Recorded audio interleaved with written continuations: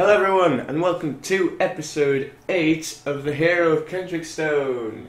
My god, we're still going on with this, and it's getting a bit like hairy. I think last time, what happened last time? Were we on, we had Crisis Talks, we started Crisis Talks, is where we are now, by looks of it, as Aizen speaks there. Yep, by looks of it we are still having our Crisis Talks with the Duke of Kendrickstone about what to do with the bandits oppressing the city who are camping outside the city in the woods, and we're going to carry on and we're going to find out what happens. Okay, so let's go. I think this is where we left it off. It is Aizen who speaks first. So my predecessor has indeed returned to wreak his revenge. Dame Mildred nods. I knew I should have gutted the bastard when I had the chance, she snarls. I am loath to agree with the Knight of Kendrickstone, William of Halliford begins in his customary soothing tones. But I must concur. He turns to Mildred, his eyes alight. You should have gutted the bastard when you had the chance. The Duke leans forward, his expression defeated. We may have no choice but to accept these terms, as abhorrent as it may seem. Aizen grits his teeth, and Dame Mildred's hand balls into a fist, so hard that her knuckles go white. Never! Not so long as any! The Duke raises his hand in a calming gesture. There is little food left in the city. We shall perhaps last another, he turns to William, who nods slightly, 2 weeks before large parts of the city begin to starve. The Duke's voice grows stronger and steadier now. As terrible as it may be to submit ourselves to Milius and his bandit army, I will not see my people starve to death in their homes, if that is the alternative. The room goes quiet as you all digest the Duke's words. To give up one of the greatest cities in the Concordat to a vengeful mage and a bandit army? Could you even consider it? Oh shit, will we consider it? I mean, it's not really the greatest city in the Concordat anymore. Only if it will prevent my suffering. If the Duke orders it, so be it. Not a chance they'll destroy all I've gained here. If the Duke orders it, then so be it. You don't have to like the thought of surrender, but Duke Leofric rules this city, not you. If he gives the order to submit, you'll have no choice but to obey. William of Halliford breaks the silence. There must be another way. A third option, he says, a hint of urgency slipping into his voice. He has the most to lose. He derives all of his wealth and power from the city's people. Duke Leofric nods. That's why I've brought you here, my finest knight, my court wizard, the man who runs my markets from the shadows, and, he gestures at you, the most renowned of Kendrickstone's young adventurers. Woohoo! The old Duke looks at all four of you meaningfully. We must put aside whatever differences we have and find a third option. Dame Mildred nods back. Then, I think I speak for every knight in your service, your grace, when I say that we stand ready to carry out any plan. She glares sidelong at William, no matter who it comes from. The well-groomed man glares back. I can only say the same for my organization. If it will save the city, my resources are at your disposal.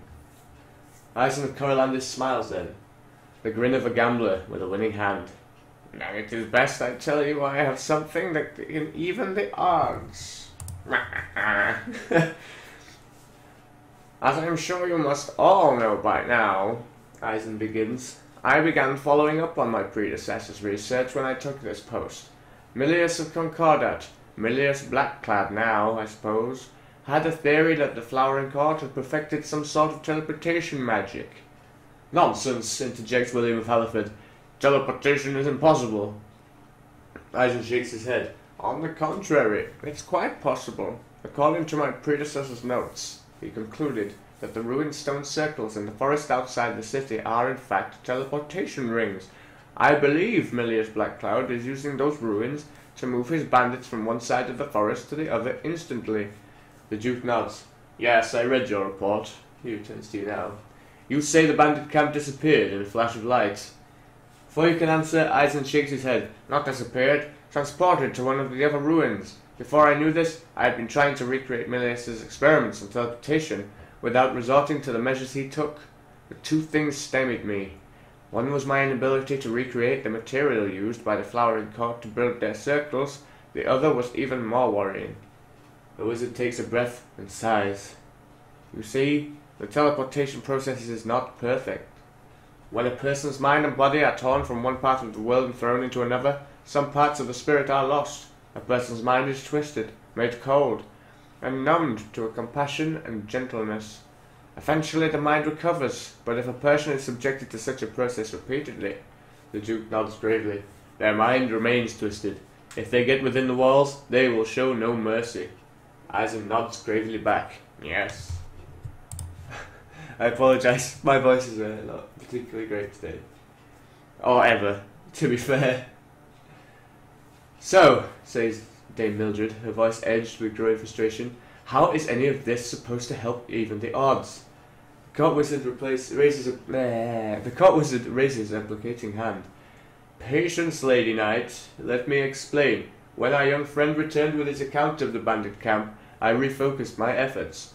Now that I know the bandits were using the teleportation circles to move their camp, I worked to find a way to track when each circle was used. I believe I have succeeded. The Duke leans forward, his one hand gripping the arm of his chair. Are you saying? Eisen nods. I believe I will soon be able to track the location of the bandit camp at will. I read that bit wrong. I'm sorry, I apologize. Naturally, Eisen continues, I have a plan to use this to our advantage. Dame Mildred nods. I've got an idea too. Interesting, William of Halliford says. I too have a way in which we might use this to end the bandit threat. The Duke smiles for the first time since the meeting began.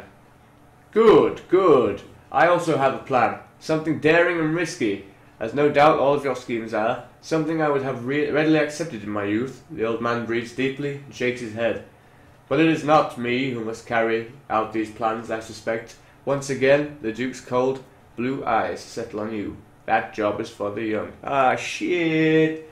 Come on, man. I don't want to go running gallivanting off. The others at the table nod. Duke Leofric's gaze does not waver. Then, if it is our young adventurer who must be the tip of the spear, it would only be fitting for his to hear each plan and choose which approach to take. You find yourself breathing just a little quicker. In short, the Duke is giving you the responsibility of not just choosing, but carrying out the plan that might save or doom the city. No pressure. Oh shit. Serious? For reals? Man, oh dear God. I would like to hear Dame Mildred's plan. I would like to hear Dame Mildred's plan. I mean, we don't... I don't really like Master Eisen. I really don't like William of Halliford. And fuck your grace. The knight nods and leans forward. Normally, in a situation like this, when we know where the enemy is, we could muster the knights and hit the bandits with everything we've got. William of Halliford casts a sidelong glance at the knight. So what's stopping you? Surely the prowess of the much vaunted knights of Kendrickstone would prove more than sufficient to deal with a handful of bandits. Dame Mildred nods. It would. You know it. I know it. And Milius Blackcloud knows it. Which is the problem. If he sees all of our knights coming at him, he'll just move his camp to another circle and it will take us a day to follow him. The knight shakes her head. I think we should split up the knights into 3 groups, one to each of the magic circles not currently holding the bandit camp. If the bandits try to escape to another circle, we'll have knights waiting for them. To the camp itself, we send a force that Milius won't consider a threat. Eisen leans forward. You mean someone who was all but unknown at the time of my predecessor's exile, like... Dame Mildred turns towards you. Yes, absolutely. Oh shit! Insanity! William of Halliford exclaims. You expect the boy to attack the bandit camp? He'll be cut down in a heartbeat. Dame Mildred shakes her head. Not if he moves quickly, fights well, and doesn't let the bandits use their numbers against him. Then he can get in, slay Milius the Black quickly, and get out. The knight turns to the Duke. There is one other thing. For this plan to work, our chosen agent must have every advantage. Your Grace, I request permission to allow this adventurer to take with him the sword of Kendrick Giantslayer. The Duke hisses in surprise, but after a long pause, he nods approval. If this adventurer is found worthy by the wards that guard the blade, then he has my permission. Kendrick Giantslayer's sword?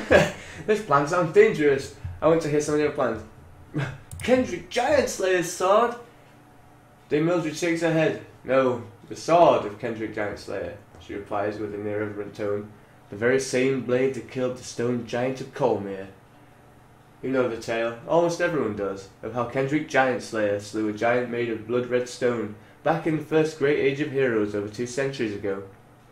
Legend has it that he defeated the stone giant with a sword whose blade shone like the sun and could cut steel like water. But that sword is nothing but a legend, surely.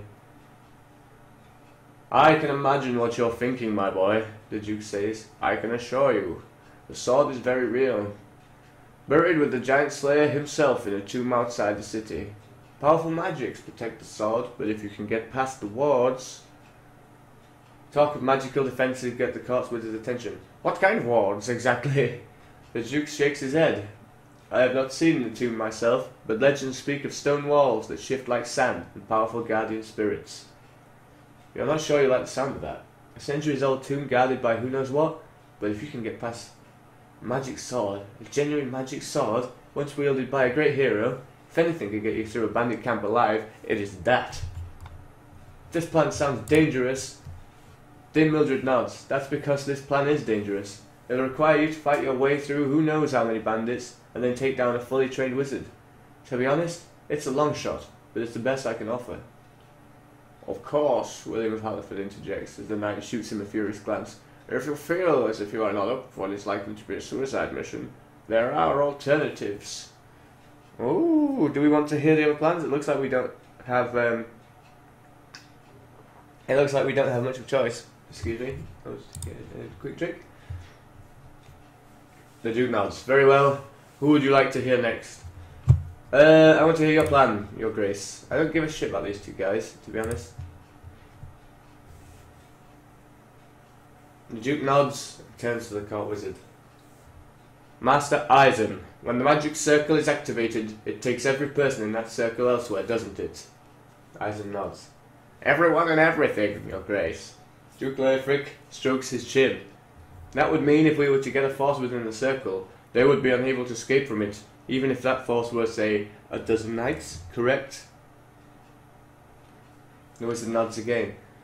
That is so, Your Grace. The problem is getting those knights close enough without being detected by sentries or guards. If our soldiers are detected at a distance, Milia's black cabs will be able to get his bandits away before they can get close. The Duke nods. Then it seems that the key would be to convince the sentries that nothing is amiss until it is too late. Ah, so we got Metal Gear Kendrickstone. What happens afterwards? Yeah, my apologies. No, my apologies, Your Grace, but your plan is fucking shit. How would I fool the bandit sentries, Your Grace? The old Duke shrugs. You are young and clever, are you not? Surely you will find a way to do the job. Eisen shakes his head. Perhaps you ask too much of him, Your Grace. Surely. Adventurers must rise to any challenge if they are to become heroes, the Duke cuts in, his voice loud and clear. He turns to you. If you do not think it can be done, then by all means choose some other approach. But if you can pull it off, it will be a feat to be spoken of, I assure you. What happens afterwards, Your Grace? The Duke smiles. After you get a dozen heavily armed knights into the midst of these bandits, you mean? Violence, I think, Dame Mildred interjects. A great deal of violence. In a very short span of time. The knight smiles rather viciously. The Duke gives her a look. Well, the rest of the ones that survive, of course, she adds humorously. My apologies, Your Grace, but I'd like to hear the other plan. Of course. Who shall we hear next? So we're going to have to sit through all of the plans, by the looks of it. God damn it! Okay, so we're going to have to listen out to one of these people. We don't like these people, but hey-ho. What is Master Eisen's idea? Surely it's going to be just like magic. We're going to get in there. We're going to blow everyone up. That's what it's going to be. Eisen turns to you. My plan is very simple. It will, however, require at least a basic knowledge of magic. You shake your head. I'm sorry, I don't know any magic. The court wizard's expression falls. Then I'm afraid my plan is worthless. Way! Screw you, court wizard, you weird bastard. William of Halliford's plan. I really can. I can read. I learnt it, you know, a long time ago, in my schooling. My plan is rather simple, really, the well-groomed man explains, as he plucks a gold piece from his belt and begins bouncing it across his knuckles. The mage is the one leading the bandits, and he's the only one with the ability to operate magic circles. We know where he is, so all our young compatriot has to do is get into the camp and find Milius Blackcloud. Dame Mildred's eyes narrow. Then what? William of Hereford snorts in derision. Come now, Lady Knight, you know all well as I do what happens next. It starts with S and ends with slitting his throat. That's murder, the knight growls. So if you cut a foe's throat, it's murder, but if you stab him in the front, as you knights train every day to do, it's honourable combat, William responds. Dame Mildred quickly changes the subject. Fine, how does our assassin get in then? The well-groomed man smiles. You'll need a disguise, and maybe a password too, to get past the sentries. Can we make our own bandit disguise? How exactly am I going to get a disguise? A password? Could I make do without them? No. Can we make our own bandit disguise? Dame Mildred nods. That would be safest. Surely we could assemble a likely outfit with the city's resources. William of Halliford shakes his head and frowns. It isn't quite that simple. Dyeing black cloth, true black as these bandit outfits are, is a very complicated process.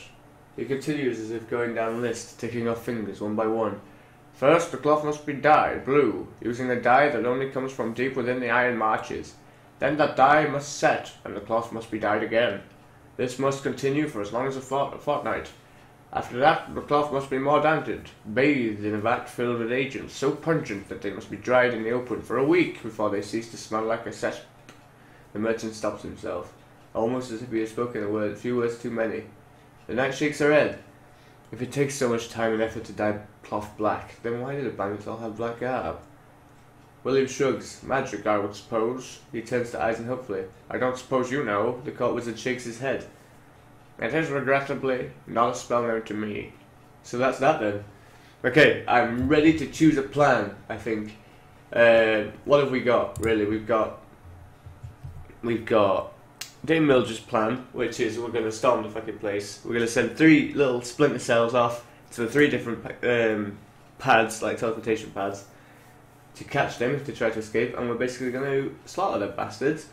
Plan number 2 was the Dukes, and that's to sneak in, hiding all our knights, and then the knights are going to do their violent business inside the camp once we're in there. Number 3 was Eisen's. We can't do that because we don't have any magic. And number 4 was be an assassin and sneak in and slit the bastard throat.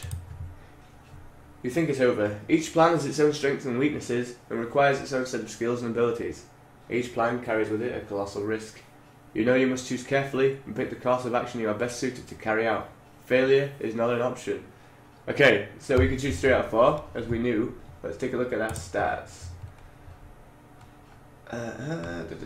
Ooh, JonnyNero, young man of Kendrickstone, the squire of Dame Mildred of Sonnermercy, and knight of Kendrickstone. You're an adventurer of great repute in Kendrickstone. Everyone from the lowest beggar to the highest noble knows your name. Yay! Prowess 6. Will is 2. Lackluster. So what does prowess go to? I'm an expert in prowess. I think. Can I look at our law? I know nothing of Carland.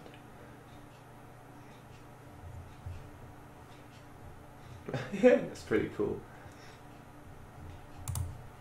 Okay, so we're gonna have to go with something that is prowess. Knight's plan is like all fighting. Cranlord's plan. I think the Duke's plan is a bit of both in it. A bit of fighting, a bit of sneakery. I think that one. That's what we're gonna go with. Finally, you decide. I prefer your plan, Your Grace. Duke Leofric smiles. It is the sort of plan I would have preferred in my youth. May it serve you well. I suggest you use today to prepare and begin tomorrow morning. One by one, the old man looks to each of you at the table. Today we have made decisions that may doom or save our city. Let us hope they have been the right ones. This council meeting is dismissed. The guards open the doors, flooding the dark chamber with the light of the outside world. Over the next few moments, each of you stands up and makes your way out of the council room. Oh my god! Right guys, we're going to leave it there. we're going to leave it at the end of the meeting. We've chosen our plan, and we are going to go ahead and try to save the city of Kendrickstone in the next episode. So I hope you all join me for that.